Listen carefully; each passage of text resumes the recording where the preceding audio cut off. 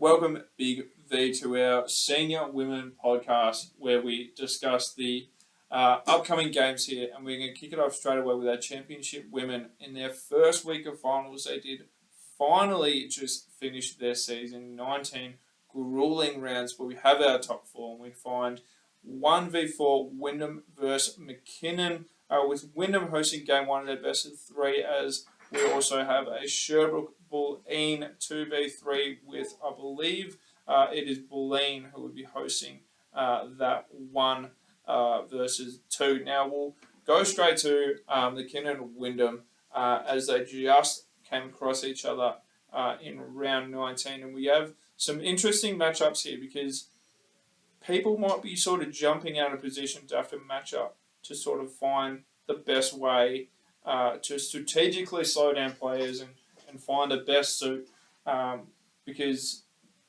there's no one who can truly guard Amanda Pascal, and for McKinnon's unit, Mark, we sort of have Brandon Castanado. I don't think I got that name. Brand Catasano. Yeah, that's what I was trying to say. No, yeah, she'll be a go-to defender. She's a pesty defender, and as you said, Ted, you said it perfectly. No one really stops Amanda Pascal, but it's about slowing her down. And the best way to try and make her a little bit, maybe turn the ball over a couple more times, is just to be annoying and do it as a group. Try and crowd her space, and I guess, realistically, Wyndham get out a lot in transition. So trying to limit their transition, limit their penetrate and pitch sort of game. It's easier said than done, I think, though, Ted. Yeah, it'll be interesting of how McKinnon actually go in transition, of whether they tag up and try and get their matchups as soon as possible, or they sort of just flood all the way back and try and not get on the offensive glass and just try and match up as best they can on the other side of the half. So I'm not really sure what the best case scenario there is, especially if they're missing a lot. Transition's hard. Yeah, Whereas if they're scoring, matchups can be a lot easier. Yeah, for sure. And Brianna Gray, you wouldn't necessarily want her not hitting the glass. I think That's true. she just had a 20-point and 15 rebound game against this Wyndham team just in the weekend gone by, and she'll dominate the boards again. I have absolutely no doubt. It's just whether they can slow down the firepower of Wyndham.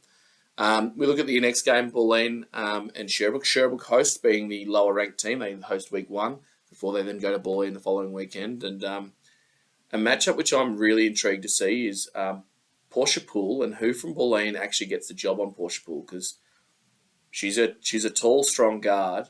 And my inclinations are, will they try a bit of Bontempelli going to Portia Poole, or do they go a traditional guard in Dearborn going to her? I'm not exactly sure which one they'll go. Neither do I, to be honest. I mean, you'd probably think, from an outsider perspective, you would probably put Bontempelli on it just due to the experience. Yeah, for sure. And the final sort of situation that you would put Bontempelli on Poole, just to sort of have that mindset of being in these situations for such a long time that they're probably going to have an idea of how they're going to attack and what they're going to do, and it does need to sort of be that best versus best situation. Yeah, for sure. And I think then you look at some of Sherbrooke's other weapons, and it's Bulleen's a hard one because they've been so successful all year, and they're really well coached by Mason Rogers, and but they don't necessarily have the same firepower as others. They just have a really good team. Yep. So you look at Alicia Carline, who is a star of our competition and a rebounding machine, and you look at young Caitlin Van Ness, who's probably going to have the job for the majority of the day, and it's not an easy job by any stretch. She's going to have to be boxing out all day. She might see a bit more reward on the offensive end if she sort of gets out and runs, but she's got her work cut out for her. Yeah, I mean, that's what I was sort of going to say as well, that we really got to flip these matchups around from time to time as well, that Caroline might actually have to try and guard Caitlin Van Ness. Yeah. So, yes, Caitlin's got a very tough matchup possibly guarding Caroline, but Caroline's got to do it down the other end as well. Exactly. Probably it doesn't have the young frame that Caitlin Van Ness does, so Caitlin might have the more spurts and pace about herself when the ball does play in transition. So she might have the foot speed down the floor and the quicker footwork in the post and all that kind of thing. But Caroline obviously does have that sheer experience overall. Yeah, for sure. It's going to be a really interesting hit out either way. We look at Division 1 women, and one of the closest competitions we've had, not only this season for Big V, but in the Big V for years, is this Division 1 women's competition. And we see 5th place Western Port have now won their way into the top 3, and they'll be on the road again. They've done a lot of kilometres. They've headed over to Craigieburn. Then they were Mildura. Now they're off to Bellarine. So they're getting their kilometres up, and some really, really exciting matchups here. Bellarine have been one of the top 2 sides all year, led by none other than point guard Georgia Varley. Yeah, it's gonna be really interesting of how this works, because we talk about Western Port quite a lot of just how they just managed to get it done, and Bellarine, like you said, have been that top 2 team all year long. Varley has been dominant all year. She hasn't really put up a bad game, and if she has, she's backed it up with a fantastic one next week or on the Sunday. So yeah, I think 2 very different sort of teams here. They sort of play a bit of a different style. Massillon, Withers, and Warrensbury. Got the 3 of them up on Western Port's radar for the 3 that just go absolutely nuts all together. They don't really have that game where one of them steps up and the 2 have average games. They sort of all 3 have really good games. Yeah. But then Bellarine on the other side, like Varley, has massive games, and then Vert, as well as that second piece for Bellarine, is just something that is just going to cause absolute mayhem for how Western Port actually guarded. Yeah, for sure. I think Bellarine is a funny one. They're quite a young squad, and they've got different pieces who pop up any given week. But I'd keep an eye on Rachel Winters. Come finals, Rachel Winters turns up. She does it every single time. 2 great games this final series so far, and I expect her to do it again.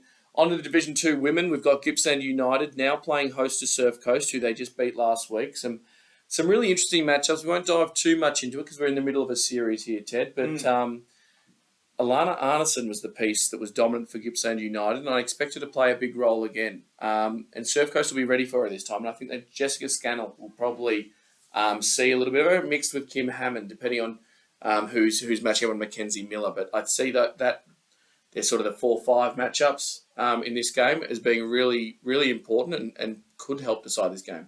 Yeah, and I believe Alana Arneson came off the bench in game 1, so... Yeah. Whether Gippsland recognise that and put her in the starting unit to start this second game to try and get it done nice and quickly, or if they are comfortable bringing her off as the first sub in the game to just have that incredible spurt. I'm pretty sure she had, I think it was 26 points or something like that. 24 minutes, yeah. Which was an incredible effort. So whether they keep that and have her as that second unit key piece, it's just going to completely upset Surf Coast, which they obviously just didn't have an answer for. Yeah, and I think the final thing we'll add to this one is we need Courtney Hollywood to have a really good game for Surf Coast to be competitive. Yeah, we do. Couldn't quite get it going on the weekend at home, but she'll no doubt be ready to turn up for game 2, ready to put the ball in the hoop. Yeah, absolutely. And then we move to our last game here for our senior women, with Wallen now coming back home and hosting Blackburn after they got the job done 1-0 over at Mullum now. Cola Collins did Cola Collins things, but she just found a way to outdo herself when it came to finals. She found a new cog, she found a new gear, and I don't know what it was, because there's 6 gears in a car and she found a 7th. So I don't know what the answer is to Blackburn. I think it's just going to be containment and disruption and contest. Yeah, I think they're just going to try and have to crowd as much as they can and then just gang rebound effectively. Yeah. I expect Isabella Nolan will probably try and deter her impact. Nolan herself had 15 boards, so we know she can compete with Collins on the boards. Yeah. So it'll be interesting how she goes. The other ones to watch are Dalmau and Cunningham, who sort of run through those guard positions for Wallen and Blackburn. And they're 2 very aggressive, 2 very creative sort of players who will no doubt have their fingerprints all over this one. Yeah, absolutely. Look, that'll be all for us for our senior women. Keep it locked. Finals are very, very close.